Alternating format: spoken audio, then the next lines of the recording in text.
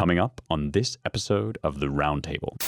I'm not prepared to rule out any surprises, and I think to the degree that that folks on the left are just consistently bugging out about Donald Trump, a lot of it has, I think, something to do with that X factor of he scrambles the categories and he appeals to people who it would frighten the left to say you know what, I thought about it, and yeah, he is different. That kind of difference that can't be controlled or contained or defined, I think that is a thing. And I even think that with the mugshot and the hero's journey, I think there are sort of cues, buttons being pressed here on maybe a subconscious level that really don't have a lot to do with Christianity.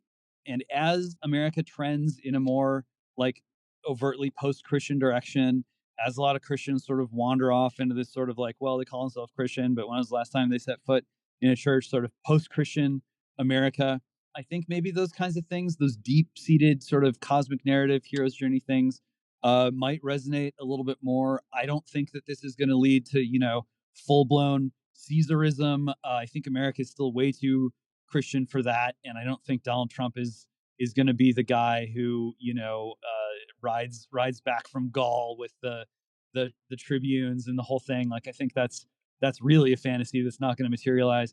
I mean, he's going for how about an actual president?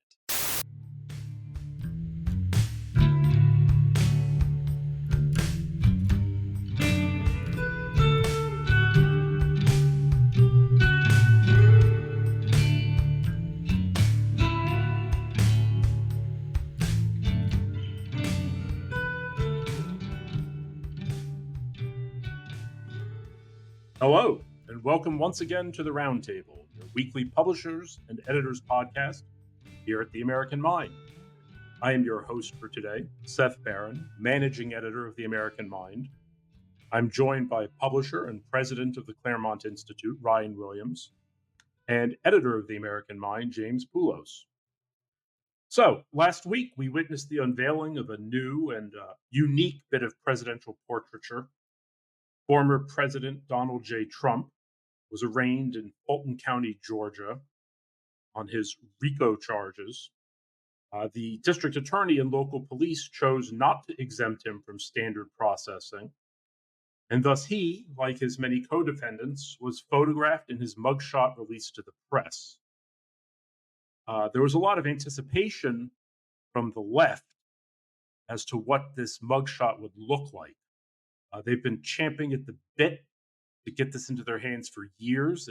It's been their greatest fantasy to see Trump perp walked, frog marched, imprisoned, put in Guantanamo, humiliated. So, the mugshot was a good start for them. It was certainly a startling image. I'm sure everyone has seen it by now.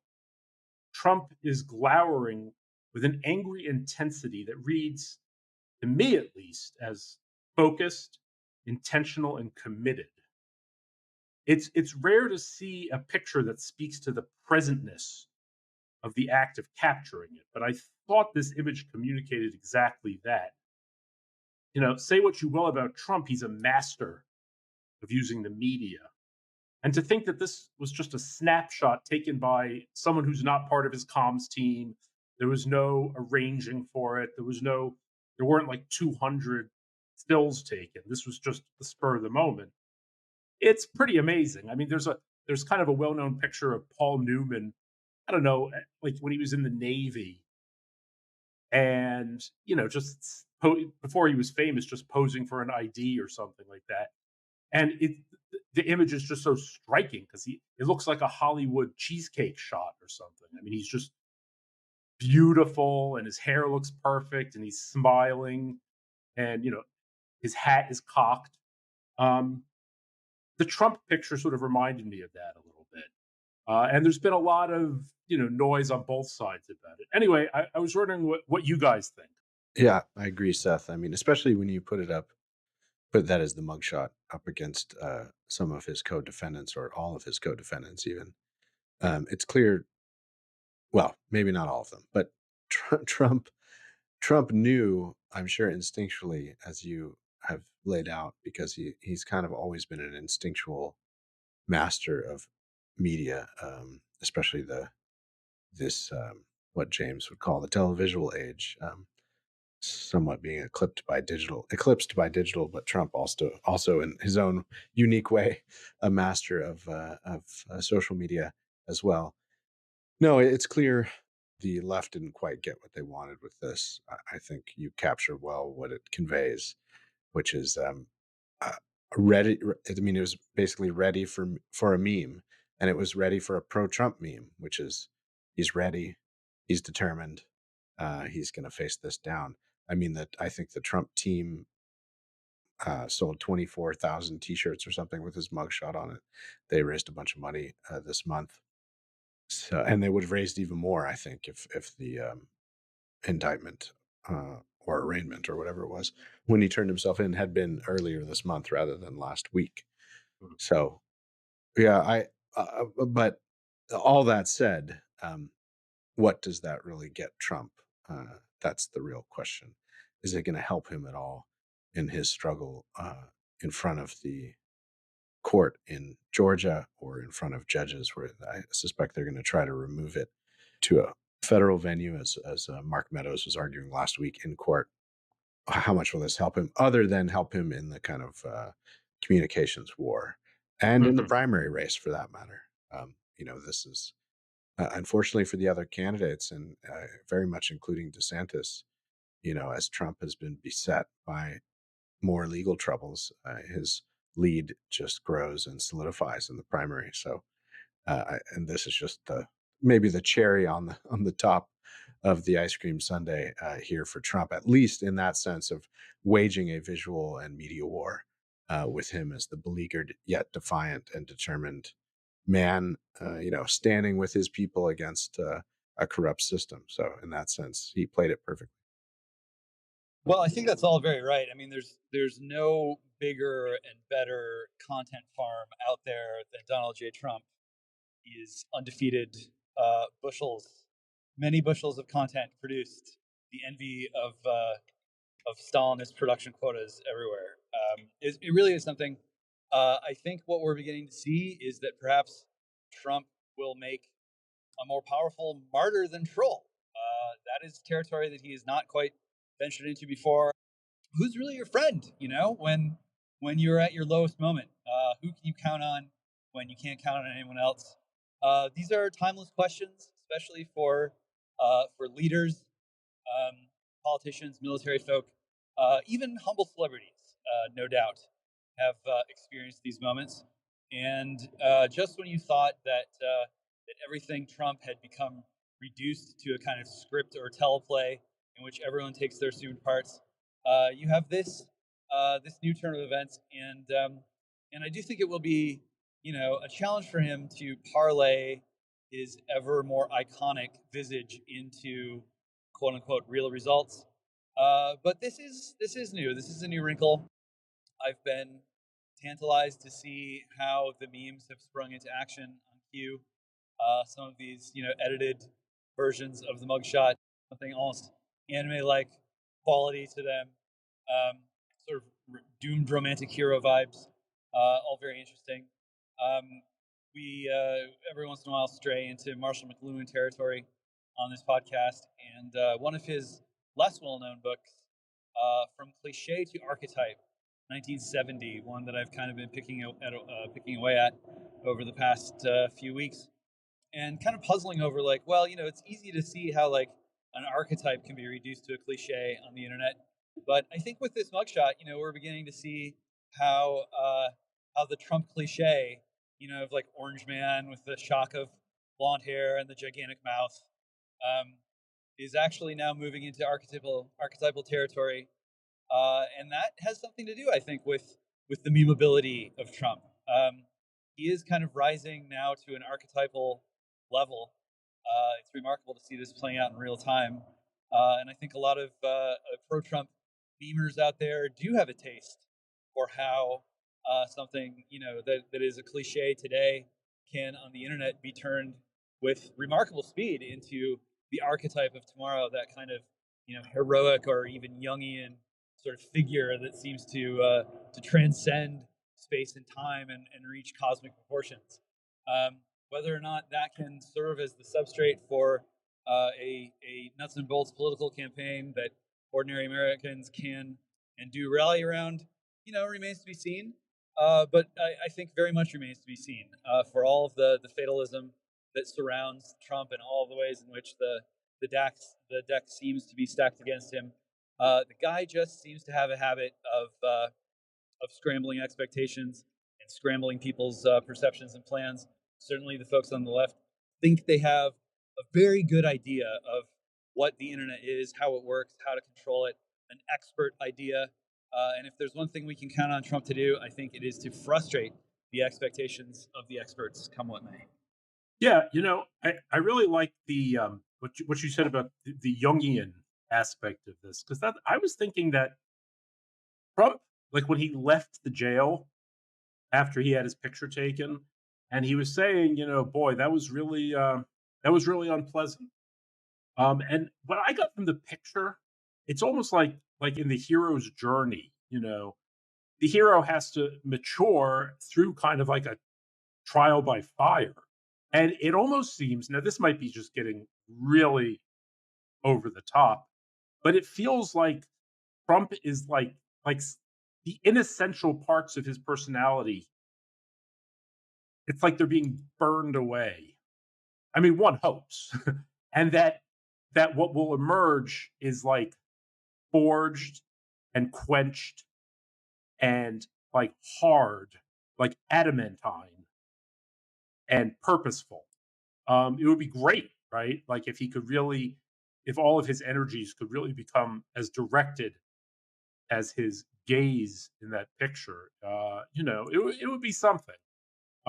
Clearly, it spoke to the people. I think people were like kind of moved by the picture.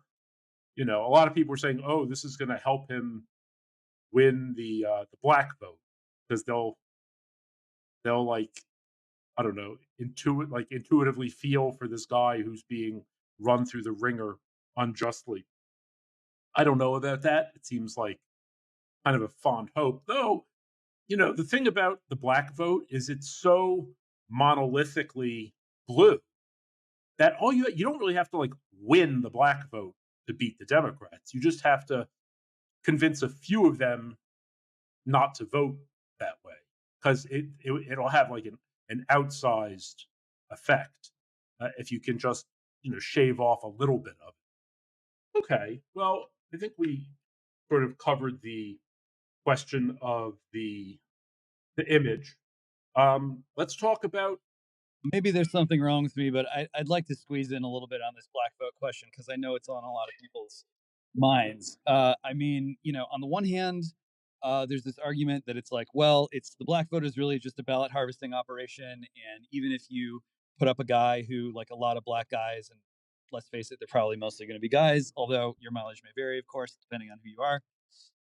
Even if a lot of those guys are like, oh, I relate more to this candidate, there's this machine, and it's probably not going to show up in the final results. At the same time, these names probably mean nothing to most people listening to the podcast, but again, your mileage may vary. Chief Keef, Lil Pump, already out there, like expressing solidarity with Donald Trump due to the mugshot.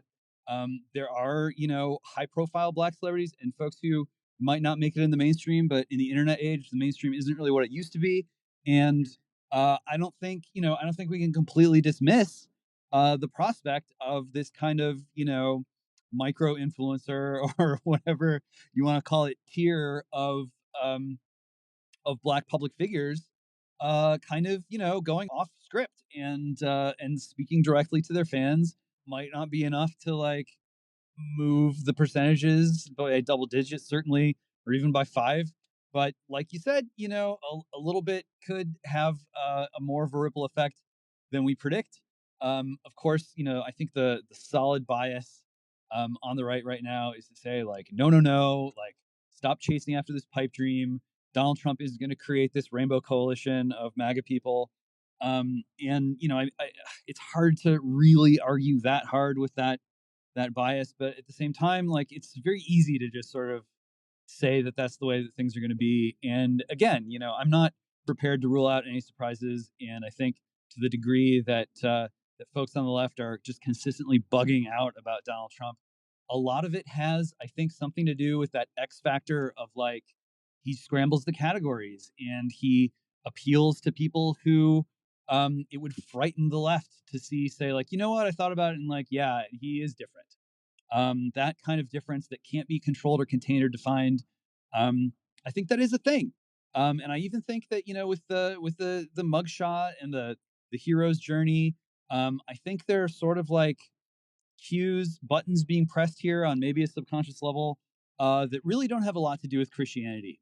And as America trends in a more like overtly post-Christian direction, as a lot of Christians sort of wander off into this sort of like, well, they call themselves Christian, but when was the last time they set foot in a church? Sort of post-COVID, post-Christian America. I think maybe those kinds of things, those deep-seated sort of cosmic narrative, hero's journey things, might resonate a little bit more. I don't think that this is going to lead to, you know, full-blown Caesarism. I think America is still way too Christian for that, and I don't think Donald Trump is going to be the guy who, you know, rides back from Gaul with the tribunes and the whole thing. Like, I think that's really a fantasy that's not going to materialize. I mean, you know, he's going for like, how about an actual president? This is what Richard Nixon was going for. This is just going straight back to Angelo Codevilla and some of those other like long time Claremont analyses of the administrative state. This is Congress delegating its authority, but is the administrative state, is the deep state, is this really an executive branch? Trump going in there and trying to do something different, and all that sort of admin state apparatus going against him suggests that actually no, this isn't really the executive branch in the way that it was understood. Certainly not in the way the founders would understand it. And so whether you're Richard Nixon or you're Donald Trump, and you're saying, hey, what if there was like an actual executive that was actually doing executive branch things? That causes the rest of government to freak out. And I think, you know, on that basis alone, seeing Trump operate in that kind of vein of like, let's have a real president for once, certainly a stark contrast to Joe Biden. It's interesting to see, you know, guys like Vivek, maybe we'll talk about him later, starting to mine that same vein. I think Americans are into it. Still very early days and still a lot to see shake out. I'll just note that I don't know. I think some of that from both of you is over the top. Uh, but we can let a guy dream. Yeah, of course. No, well, we've been sort of saying this for the better part of 2 years, but it's going to be a hell of a 2024. I think I don't think I know. I just forget the outfit, but some outfit polled people on word associations with the two leading candidates that will go against each other in 2024. That is Biden and Trump. And the lead word for Biden associationally with people was senile. And then the lead word with Trump was criminal. And they're both, you know, they both stubbornly cannot break 50% approval ratings amongst their electorates, amongst the national electorate. Of course, Trump is above that often in the primary. So I think this is fairly unprecedented, I think, going into 2024. I mean, there's not a terrible chance that Trump could be in the primary from a jail cell. Is that impossible? Maybe it's impossible, but maybe not. And I think he might win the primary from a jail cell. It's just remarkable. I'm sort of flabbergasted by the whole thing. One last coda on this black vote. So a friend of Claremont, acquaintance of Claremont, Ryan Grodowski, who's many of our listeners, I'm sure, know, is a political consultant and, among other things, tracks all this stuff, whether you agree with him or don't. But he pointed to this recent work that was flagged by National Review. It wasn't commissioned by National Review, but rather by one of these groups in DC that does focus groups and polling and all that, and compares exit polls and looks at crosstabs, racial demographic crosstabs. And the argument from WPA Intelligence, which is this outfit, is that Trump has a 4 to 6 point lead, or maybe 8 at the top end amongst white voters against Biden. And Trump had something more like 20 points ahead in 2016. So Grodowski's argument is, if that's the case, there just ain't enough black vote out there. Trump's not going to get 20% of the black vote, even if he did. 20% of 13% of the population is not enough to overcome that uh, voting demographic that's over 3 times larger than the black vote. That is the white vote. And so allegedly, according to these studies, Trump's not studies but polls, Trump is losing with the quote unquote suburban white vote.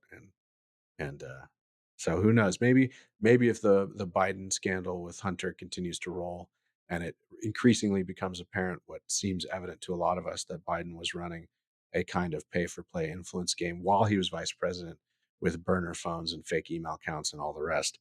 Maybe that'll kick the white suburban vote back to nose holding voting for Trump. It's still early days yet, but it is shaping up to be a fairly unprecedented both primary and then general election. So, if nothing else, it will be amusing to those of us who, even though we're in this business, so to speak, uh, because we do it all the time, every day, we're kind of detached from it a bit, which is to say we can still be amused by it when it seems to be the trajectory of our country seems to be careening towards a deeper division, more rancor, more constitutional dysfunction, and all the rest. Let me just add that, of course, Eugene V. Debs ran for president from a prison cell, Correct. and on a third party ticket, won 3.4% of the popular. Lyndon LaRouche also, I don't think he cleared 1%, but he did also was he in prison? He ran from jail. Okay. Well, maybe not the best models for our, but Trump was president, and people had a taste of what life was like under him. And so, in a weird way, it comes down to it's weird to have two presidents running against each other. Yeah. And you can compare and contrast. There is a record for each of them. Yeah, and our colleague, I have anecdotal evidence from one of our colleagues who lives in Southern California, and she's got kind of centrist friends who certainly didn't vote for Trump, but like a couple wives lately, both independently said, "Well, yeah, I'm sick of all this stuff. I'm voting for Trump." And she's like, "Really? Why? What's bringing this on?" She said, "Well, this is a sort of upper middle class housewife." And she says, times are bad. I mean, her husband's a doctor. We're having to trim expenses. I mean, Biden's screwing up the economy.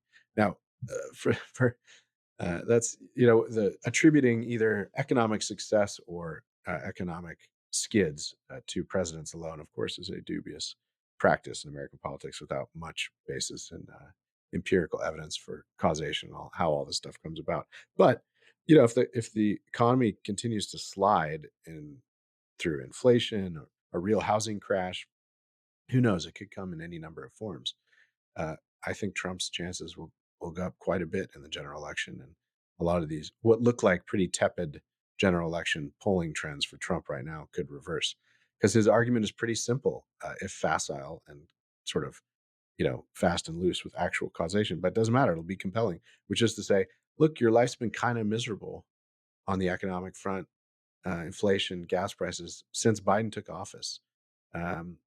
Times were good when I was in office. That'll be Trump's pitch, and it will be an easy one to make, and it will be pretty compelling, I think, for a lot of the electorate. So, well, I can think of 6 or 8 people who would say, "Hey, why are you ceding the nomination to Trump?" Last week, in addition to Trump's arrest, we saw the field of his competitors for the GOP nomination square off in the first Republican debate. Trump did not participate, noting that he's so far ahead of the crowd that his presence would simply make him a target for attacks from his rivals. But the debate was lively and interesting. We saw former South Carolina governor and Ambassador Nikki Haley position herself as a fiscal conservative, abortion moderate, and Ukraine war hawk. She, Mike Pence, and Chris Christie seem to be vying to seize the ground of old-fashioned, respectable Republican, while Vivek Ramaswamy and Ron DeSantis made the case for why they were the true MAGA alternative to the MAGA man himself. What do you guys think of how the debate went? What were your responses? Well, you get an A+, Seth, for transitions, which is I like that. I wasn't quite sure where you were going. I thought you were objecting to my fait accompli approach to Trump in the nomination. No, I will just state for the record that it looks like the primary is a done deal, and if it were held today, it would be. That said, I don't. Nothing is faded in American politics, and I think Trump will be very, very difficult to beat in the primary. That was always the case, but it's possible that someone could pull it out. I'm skeptical of anyone besides DeSantis being able to do it, and his run so far in the primary, a lot of it not really his fault, some of it or his team's fault, but a lot of it not, which is just to say the reaction that the public is having, and especially the Republican primary is having to Trump being railroaded, as a lot of us think, by spurious forms of lawfare against him, and frankly, election interference. In any event, the debates, yeah. First of all, I mean, we should just acknowledge it was now, a week ago. So just given our topic last week, we're getting to this a little late. People may be debated out, but it's worth commenting a little bit. I mean, it's absurd that Asa Hutchinson and Burgum were there. We need to somehow fix, I don't know how you fix it, this circus show of all these candidates who really have no chance of winning the primary or the general election being involved in these things. A responsible and serious party would have dealt with this by now, especially after the last two cycles. 17 or whatever it was candidates in 2016, and then on the left side, what was it, 8 was kind of circus-like as well in the early stages of the Democratic primary for 2020. So we need to get this under control. It's kind of absurd that people polling at 2% or lower are on that debate stage. It would have been a lot more productive a debate, I think, and a little less circus-like if you had dropped 2 of them at least, which no one will now. I mean, people even a week later probably are wondering, "Oh yeah, Asa Hutchinson and Doug Burgum were there. Is it Doug? I don't even know." Burgum, who no one even knew who he was outside of his home state of Nebraska. North Dakota. North Dakota. Sorry. My apologies to the Nebraskans. A much bigger state than North Dakota. Sorry. That started with an N, at least. I mean, come on. Sure. Proving my point of Burgum's problems. I don't know. The thing was sort of absurd to me as a spectacle. I was tweeting about it from both sides, really. There are just too many candidates. People were interrupting each other. I mean, Pence was uncharacteristically, I thought, kind of belligerent and annoying, and he wouldn't shut up and he kept interrupting people. I guess if you look at the stats, he talked the most, which I didn't necessarily leave with that impression. Vivek was interesting and provocative as always. He's a skilled communicator, although he was also annoying and overbearing and arrogant at times as well, which is saying something considering he was the youngest one on the stage by probably 10 years. Maybe not quite 10, more like 7. DeSantis had some good lines, but our friend Steve Hayward brought this up on the Powerline podcast last week, so I'm just parroting Steve, and I hadn't thought about it until he raised it. But DeSantis said some good stuff. He was objecting to the moderators' stupid tactics at points. I'll come back to that in a minute. But I think Steve thought, and I think this is true, DeSantis went in there expecting to get attacked from various sides, whether it be Christie or Vivek or Pence and Nikki Haley, and didn't really. So, kind of wasn't speaking as much as maybe he had planned to speak. But I thought performed fine. Nikki Haley, everyone seems to. The New York Times had this roundup on how the debate went, and it included Ross Douthat, David French, Dan McCarthy is a friend of Claremont's, and who's the last one I'm missing? Oh, that doesn't matter. Anyway, the consensus was that Nikki Haley quote unquote won the debate, and the New York Times in-house sort of left of center folks and leftists like Jamel Bowie all agreed that Nikki Haley quote unquote won. She got kind of a 6.7 out of 10 average from all those people. I didn't really see it. I think it's a measure of, and even David French admitted it at times in the roundup that the New York Times printed, that he's way out of step with normal primary voters in the GOP electorate. He said MAGA people, but if you look, it's really a majority or even super majority of the primary electorate for the GOP. I mean, Haley, whether it be on Ukraine or debt, is not really speaking to a huge segment of that primary audience. She's speaking to parts of it, I think, disproportionately the boomers in the GOP primary electorate, concerned about debt as they should be, and maybe a little more reflexively pro Ukraine and anti Russian because of their experience during the Cold War. But I don't know. Haley, there's a there was a big gap, especially in the Gen X and younger crowd, at least as I saw it on social media and talking to friends, about the impression left by Vivek, Nikki Haley, and DeSantis.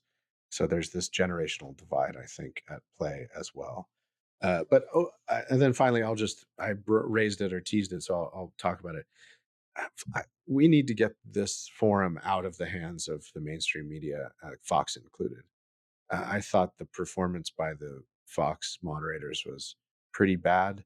I mean, it's like a caricature of an out of touch conservative quote unquote movement, both media and then old school organizations of the movement. I mean, they one question. I think there was only one from the Young Americans for Freedom question room was about climate change, which is not even in the top 10 concerns of GOP primary voters. It barely makes top 20, I don't think.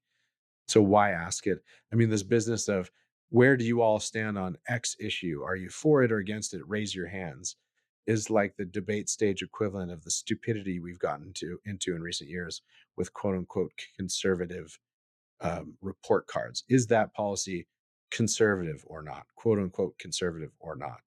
It's just an unserious approach to serious issues that face the national electorate.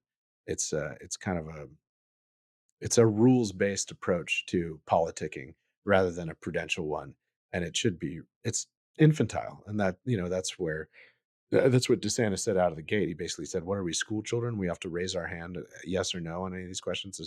This is absurd." I wished he would have stuck with that as they continued to roll through those. So the whole thing was kind of disappointing. Spectacle, like not very focused. We didn't really learn all that much. So it really didn't help any of them on the stage, I don't think. In the main event, which is them against Trump in the primary. And so, I think Trump turned out to be pretty wise to stay away from that. My wife was joking; it was the undercard debate, the sort of second place competition, and unfortunately, that was the expectation going in, seeded by Trump as a matter of communications, and the performance as a whole, not singling out any individual, but really as a whole, turned out to be that was true. It was really the junior varsity stage. Both as a matter of perception and I thought as a matter of content on the whole. I don't know how you can fix that. If Trump continues to stay away and we continue to have pretty mediocre debate formats moderated by mediocrities, I don't know what to say about all that. My one asterisk is I don't mean to run down Brett Baer or McCallum over much. They're not mediocre people. I don't mean to suggest that. I just mean somehow that we are locked in this debate process that produces a very mediocre product and one that does not really speak, I think, to the concerns of the GOP primary electorate. And that's unfortunate because that's what it should be doing. Well, there's no question that there was a lot of staleness to the format, to the questions, the framing, the presentation, and a lot of staleness on stage as well. You look at those people and you think, like, who is actually relevant to this moment that we are in? I think you got obviously Ron DeSantis is a very relevant guy. Whatever the polls say, whatever's been going on with the inside baseball stuff, a lot of Americans don't particularly tune into that. But the fact that the guy is very much alive and a sitting governor in an important state and has done things that no other governor has done, etc., the guy matters. Vivek has made himself relevant. He's got the youth thing. He knows how to communicate. He checks the box. And after that, it's a pretty sharp cliff. So it was disappointing, to be sure. But to me, if I was a little bit over my skis last time, Ryan, maybe if I lean even further over the seas, I can achieve ski jump liftoff. So here you go even further. Do a full somersault and stick the landing. Yeah, I like it. Yes. This debate was an ill omen to me.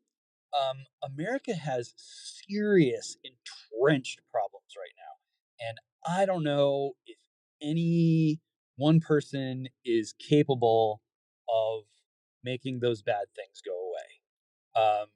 Not a knock against anyone, just like, we've been doing a lot of can kicking, a lot of jerry rigging since 9/11, since the financial crisis, since COVID, since, I guess Donald Trump was right. China is bad now, but not too bad, but and you've seen what's going on with the BRICS and everything. Like, the American political economy and the American led financial system and the rules based international order, all of these things are extremely distressed.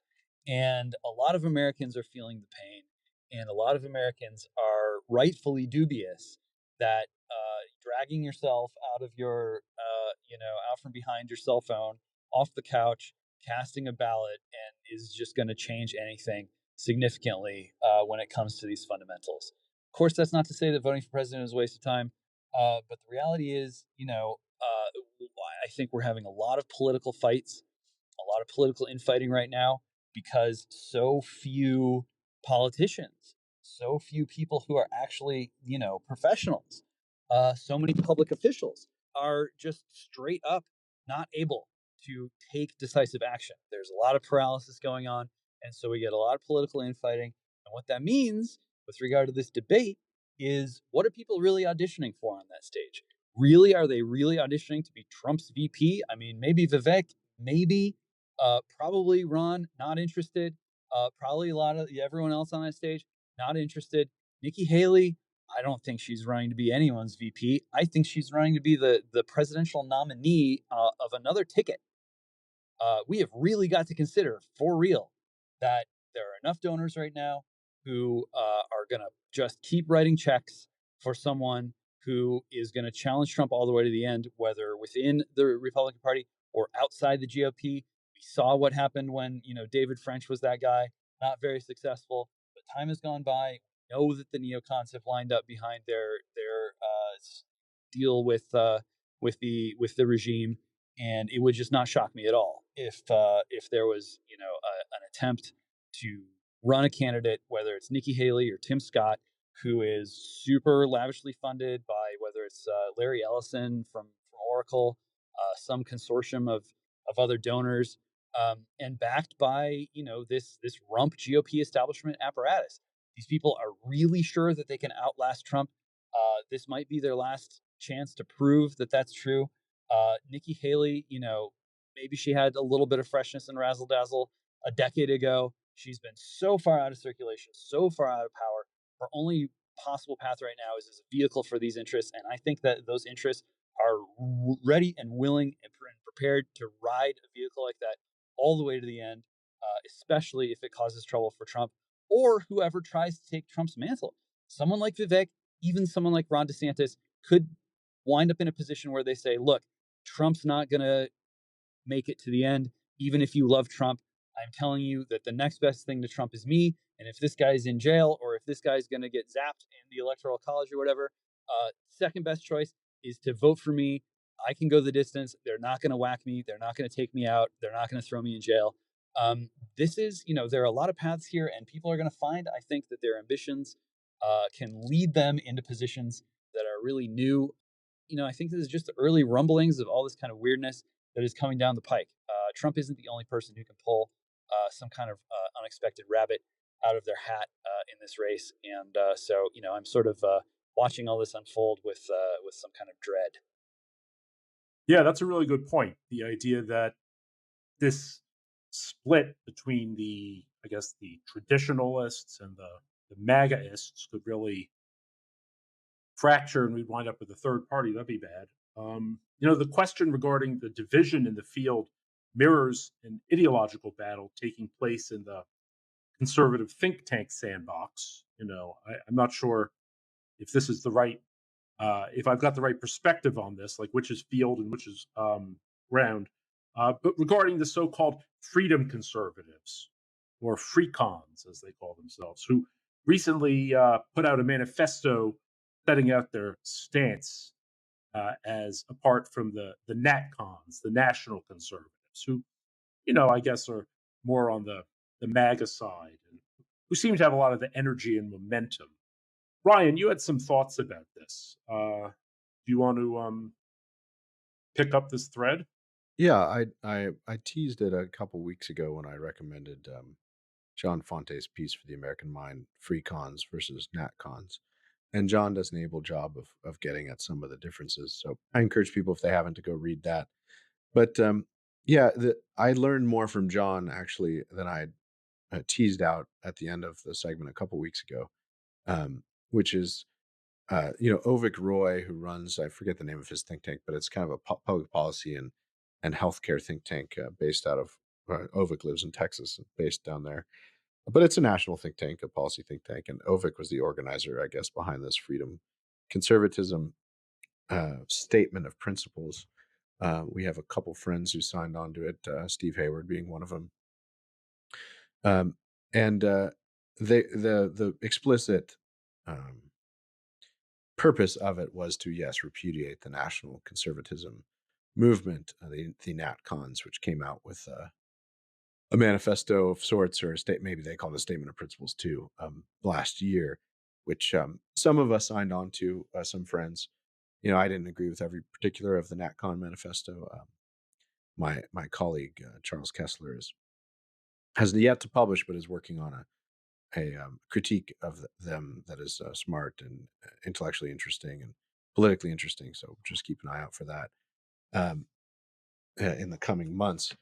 But we politically agree with the goals of this big tent that is national conservatism, which is to say, we're faced with, and a lot of this John Fonte teases out in his essay, the freedom conservatives put out a document that could have been put out in 1988 or 1994, but is kind of unsuited or unmatched to the current crisis, as many of us see it. Vivek, by the Never Trumpers, one of the things he said that was good at the debate and provocative, which was to say that we're in a kind of cold cultural civil war. I think we think that's true at the Claremont Institute, or most of us anyway.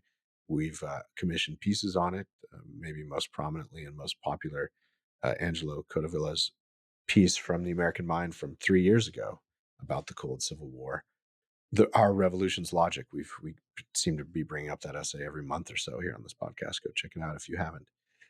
The freedom cons, to the extent that they say inoffensive things, it's because a lot of them are very abstract, and the devil would be in the details.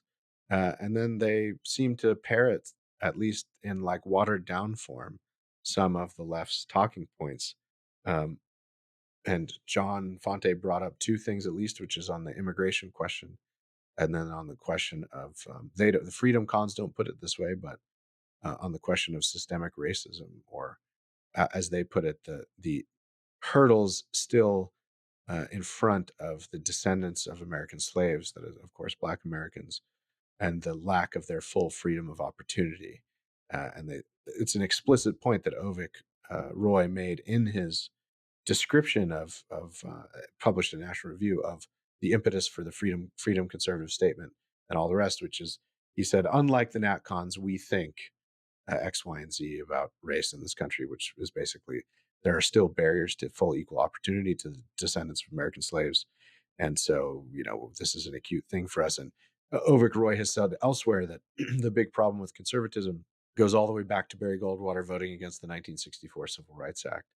And Ovik either ignores or doesn't acknowledge what many on the right have been writing about for years now, maybe most prominently our colleague Christopher Caldwell, which is that whatever you think of the original reasons for the 64 Civil Rights Act and overturning the worst aspects of Jim Crow in the South and segregation, certainly a noble thing to do and a noble cause to stand for, the actual legislation quickly morphed in the hands of courts and judges, and in the hands of a growing administrative state, whether it be at the EEOC or elsewhere, and through litigation and then through further enhancements down the road, like the 1992 renewal or amendments to the Civil Rights Act, um, it has morphed into something that really stands against equal opportunity in any form, and is rather the promotion of group rights and this odd, often shifting hierarchy of oppressors and oppressed, and the acknowledgement of that hierarchy in the law and the distribution of benefits, monetary or otherwise, and honors according to quote unquote past oppression, with the oppressors and the oppressed on different sides of that ledger. This is we've talked about this before. This is no way to run a republic. It's putting into law what was previously mostly just on campuses in the 90s, which is the sort of crazy ideologically left identity politics that was confined to academic departments is now being sunk deep into our laws. The recent overturning of affirmative action by the Supreme Court to the contrary notwithstanding.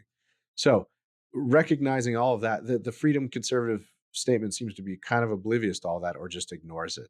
And in between the lines of them talking about the continuing lack of equal opportunity for Black Americans, is kind of a concession that systemic racism really is a thing, and maybe affirmative action really is the remedy. I mean, I don't know what else is on offer. They certainly don't offer any positive vision for that. And then on a question like immigration, the National Conservative Statement just took an eminently more sensible position, one that the founders would have agreed with, for all of the freedom conservatives touting of their principled conservatism, which is to say on immigration, the NatCon view is it depends. Throughout our history, we've had more liberal immigration policies and more restrictive ones. It depends on what our current problem is. And as John Fonte points out in his piece that he wrote for us, right now there's no real attempt by either party or the establishment of either party to really seriously get a handle on our functionally open border. And if that's the case, if you're letting in 5 million quote unquote migrants, illegal immigrants a year, uh, I think the prudential position would be to run to the other side of the ship to try to get it to get on an even keel, which is to say we have to shut it all down for maybe 10 years, maybe 15 years, with, some exceptions for real economic necessity, but till we can get a handle on this problem. There's a good chance that there are now 50 million-ish illegal immigrants in this country that have come here between 1980 and 2024. That's a remarkable number. We don't really know how many, and that's a remarkable fact that we don't really know that many. The left and the sort of center left lies about this all the time and says, 20, 30 million maybe, but it's probably a lot higher. And you just cannot have a self-governing republic, government by consent, with that huge underclass in the country, with the very tempting prospect that, of course, the left is pushing for all the time, of converting as many of those people into voters as soon as possible, because they disproportionately vote for one party over the other. That is the party that more explicitly courts their votes by offering them new grievances and special handouts. So anyway, the Freedom Con statement just doesn't take up a lot of these very grave issues. The national conservatism statement, whatever its other problems, seems more serious about the crisis that we're in, the constitutional crisis that we're in, and possibly the demographic crisis that we're in, given our immigration policy of late. And so, for a lot of us, the choice seems pretty clear, and the freedom cons seem to be living in a country that's 10 or 15 years out of date. However much we might share some of their first principles, which is, generally liberal, that is small L liberal trade policy is a good thing. Free markets, for the most part, are a good thing. If the free movement of people who really want to become Americans want to sign up for the Declaration of Independence and come here to better their lives and sign up for the American Creed, yeah, sure, that's great, but that's not who's coming. It's a lot of economic migrants, in fact, millions of them, who really, you know, couldn't anytime soon pass the civics test. We ought to be very wary of continuing this policy, and the lack of an explicit addressing of any of these questions by the freedom cons should be troubling for anyone just looking at the facts of national life. in America right now. So in that sense, it seemed to be an unserious document, and just one that kind of rehashed various statements of principles over the last 3 decades. So yeah, that's my rant on freedom. Free con versus NatCon. I just wanted to bring it up because I think some of our listeners who don't follow all this stuff day to day should be aware of this interesting split on the right and the various factions, and should make an informed judgment about which one seems more relevant to our present times. We'll continue to have this debate at the American Mind and elsewhere, and I just want to make sure no one missed it.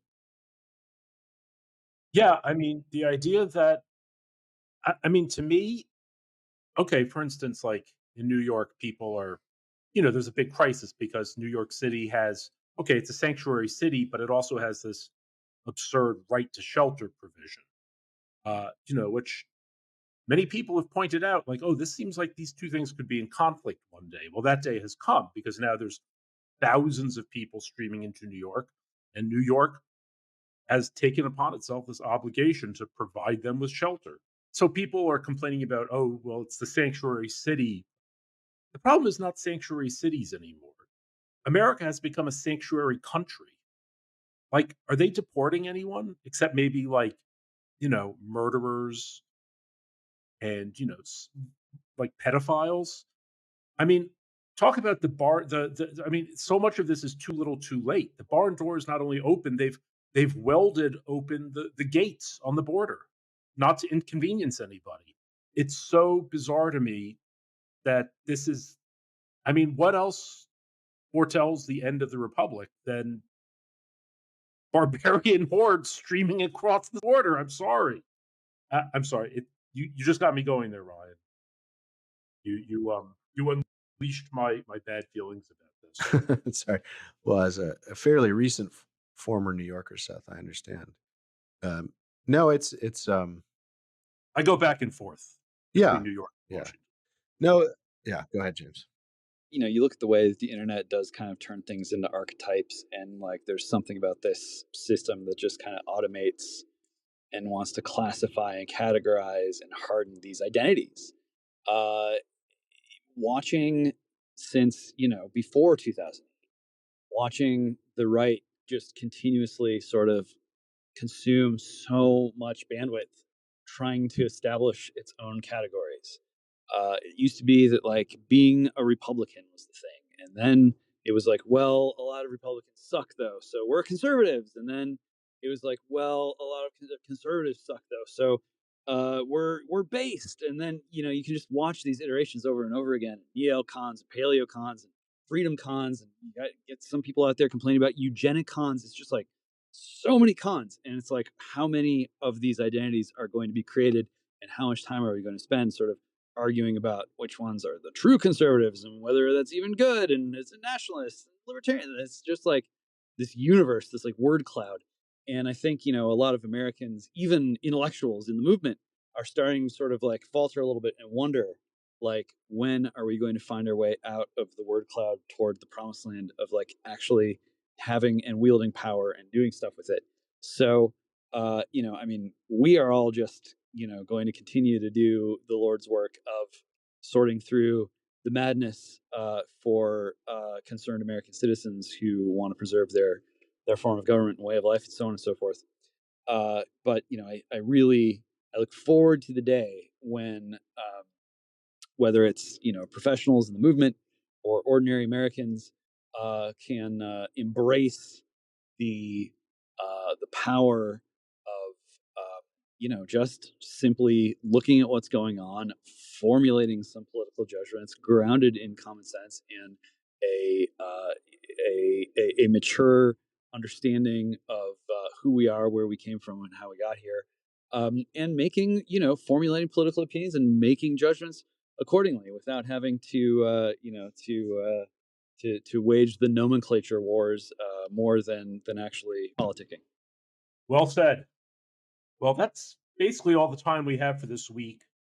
If you'd like to know more about the stuff we do, you can go to AmericanMind.org. If you'd like to support our work, you can click the support tab at the top of the page. We deeply appreciate the donations that fund our work.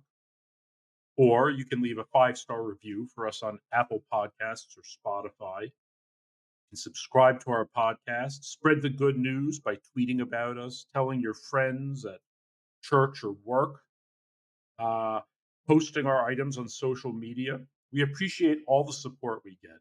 We really do. And it's thanks to you and because of you that we do what we do. Thanks to our production crew, Jake Gannon and Logan Zeppieri. And thanks to everyone for listening. Until next week, signing off.